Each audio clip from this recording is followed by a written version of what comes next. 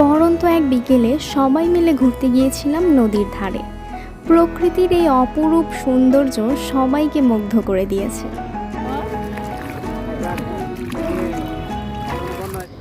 Hello everyone, আসসালামু আলাইকুম, it's me Jui and welcome back to my another video. আশা করি সবাই খুব ভালো আছো। আজকে আমরা গিয়েছিলাম মানিকগঞ্জের বেউথা ব্রিজে। তো আমি গিয়েছিলাম ধানকোড়া থেকে বেউথা ব্রিজ। তো কিভাবে গেলাম সেই সব ডিটেলস আমি ভিডিওতে বলে দিব। আমরা সবাই এখানে গাড়ির জন্য ওয়েট করছিলাম, তো তারপর একটা গাড়ি পেয়ে গেছি আর আমরা ধানকোড়া থেকে যাচ্ছিলাম নয়াডিঙ্গি। তো আমাদের এখানে বেশিক্ষণ সময় লাগেনি, আমরা খুব তাড়াতাড়ি নয়াডিঙ্গি চলে গেছি। তারপর আমরা নয়াডিঙ্গি নেমে এখানে ভাইয়াদের জন্য ওয়েট করছিলাম, কারণ আমরা যেহেতু মানুষ বেশি ছিলাম আমাদের একটাতে জায়গা হয়নি, আমরা দুইটা অটো নিয়েছিলাম।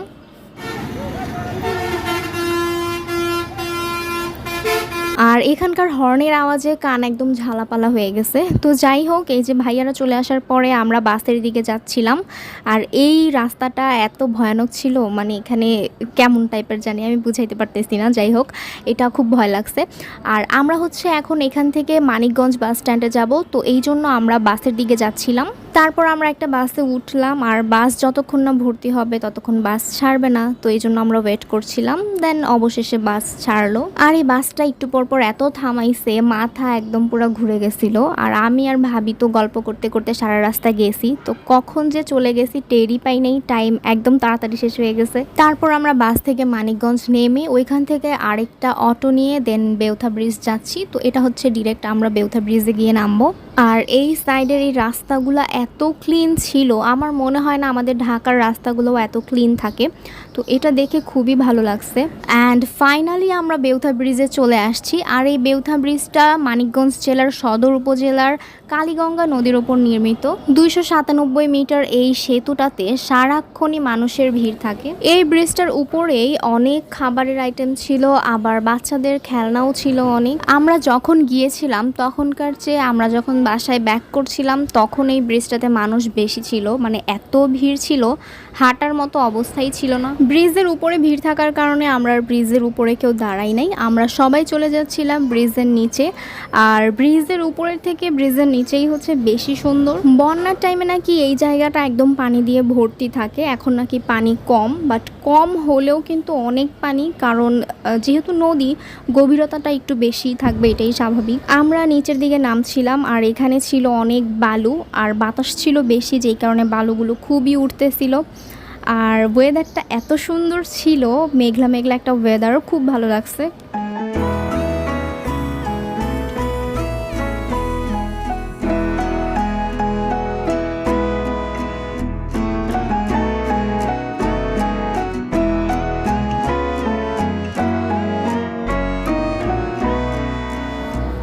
এত এত নৌকা ছিল এখানে, দেখে ইচ্ছা করতেছিল নৌকায় উঠি। আর আমি এই পর্যন্ত আমার লাইফে 2বার নৌকায় উঠছি, আর ওই দিন ওঠার পর 3বার হয়েছে।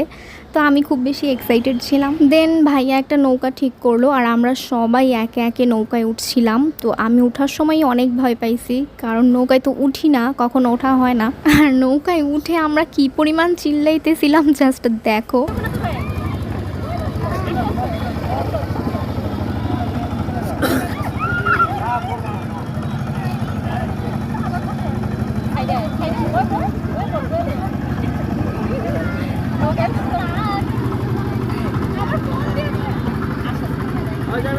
ভিডিও করো।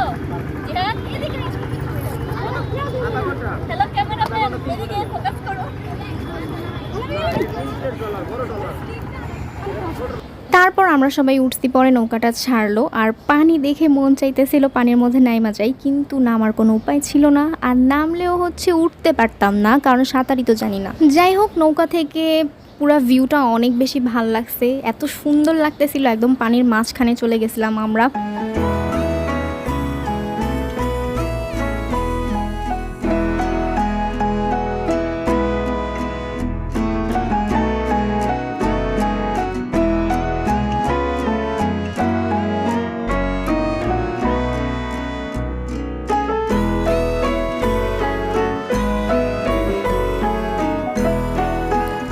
একটু পর পর এরকম পানাগুলা সামনে দিয়ে আসতেছিল, দেখতে তো ভালোই লাগতেছিল, কিন্তু এই টাইমটাতে অনেক ভয়ও পাচ্ছিলাম কারণ নৌকাটা একটু নড়তেছিল। হাত দিয়ে পানিগুলো ধরতে খুব ভালোই লাগছিল।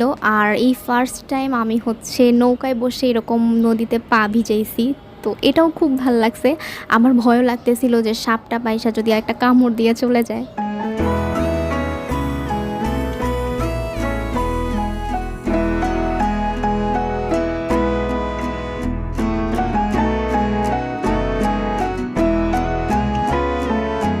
কেউ নিয়ে যাও, আমি ভালো ছিলাম, একলা ছিলাম, কষ্টটি আমার জীবন ভাজা ভাজা করবে।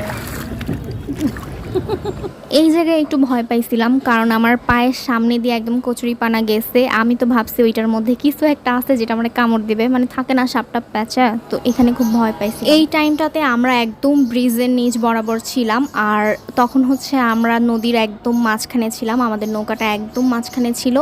তোমরা দেখো, আশেপাশে দেখলেই বুঝতে পারবা। তো যেহেতু নদীর গভীরতাটা অনেক বেশি, তো এখানে একটু ভয় তো কাজ করছেই। আর একটু পর পর আসে কচুরিপানা, নৌকাটা একটু ধাক্কা খায় আর হেলে দুলে যায়, আরও বেশি ভয় লাগতেছিল। আমি তো এমনিই পানিতে ভয় পাই, ওরা ছোটরাও এত ভয় পায় নাই, আমি এর চেয়ে বেশি ভয় পাইছি।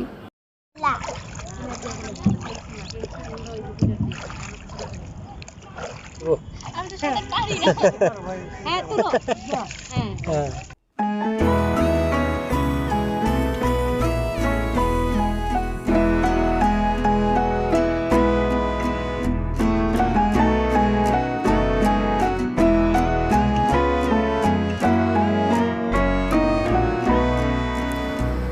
আর এখন হচ্ছে আমাদের নৌকাটা ঘোরানো হয়েছে কারণ আমরা এখন নেমে যাব, অনেকক্ষণ ঘোরাঘুরি হয়েছে আমাদের। আর এখন আমরা নৌকা থেকে নেমে একটা রেস্টুরেন্টের দিকে যাচ্ছিলাম। তো আমরা চাচ্ছিলাম ফুচকা অথবা চটপটি খাবো, তো এই জন্য রেস্টুরেন্টে ঢুকছিলাম, বাট এখানে ছিল না। দেন এখান থেকে বের হয়ে আমরা আবার আরেকটা রেস্টুরেন্টে গেলাম। তো এখানেও হচ্ছে চটপটি ফুচকা না, এখানে আছে হচ্ছে তোমার fried rice, pizza, burger, but আমরা তো এখন এটা খাবো না। আমাদের ইচ্ছা করতেছিল আমরা চটপটি বা ফুচকা খাবো, বাট এই রেস্টুরেন্টটা অনেক বেশি সুন্দর ছিল, তো আমরা ভাবলাম কিছু পিক তুলি। দেন পিক তুলে আমরা বের হয়ে গেলাম। আর এখানে দেখলাম অনেক পাখি উঠতেছে একসাথে আকাশে, তো একটু ভিডিও করার চেষ্টা করলাম। দেন আমরা হচ্ছে চটপটি খুঁজে পাইছি, তো সেখানে যাব একদম নদীর ধারে। আর এখানে হঠাৎ সামনে পড়লো এই আইসক্রিম, এটা আমার খুব ভাল লাগে। তো এখান থেকে আম্মু আমাদের সবাইকে আইসক্রিম কিনে দিচ্ছিল, তো আমি একটা নিয়ে তারপর যাচ্ছি চটপটি খেতে। আর চটপটির দোকানটা ছিল একদম নদীর পাশে, তো খুব ভাল লাগতেছিল। এর মধ্যে আবার খুব জোরে বাতাস ছাড়ছিল। এত সুন্দর একটা ওয়েদারে নদীর পাশে বসে ফুচকা বা চটপটি খাওয়ার মজাটাই আলাদা, এটা আসলে বলে বোঝানো সম্ভব না। তো যাই হোক, আমাদের খাওয়া শেষ করতে করতে অনেকটা সন্ধ্যা হয়ে গেছিল, তো আমরা আর ওইখানে লেট করি নাই। তারপর আমরা রওনা দিয়ে দিছি বাসার জন্য। তো রাতের বেলা এই রাস্তাটা দেখতে আরও বেশি সুন্দর লাগতেছিল, চারিপাশে লাইট প্লাস এত সুন্দর ফাঁকা ছিল। তো এই তো আমার আজকের ভিডিওটা ছিল এই পর্যন্তই। সবাই অবশ্যই কমেন্ট করে জানাবা আমার আজকের ভিডিওটা তোমাদের কাছে কেমন লাগছে। সবাই ভালো থাকো, সুস্থ থাকো, আর আমার জন্য দোয়া করো। আল্লাহ হাফেজ।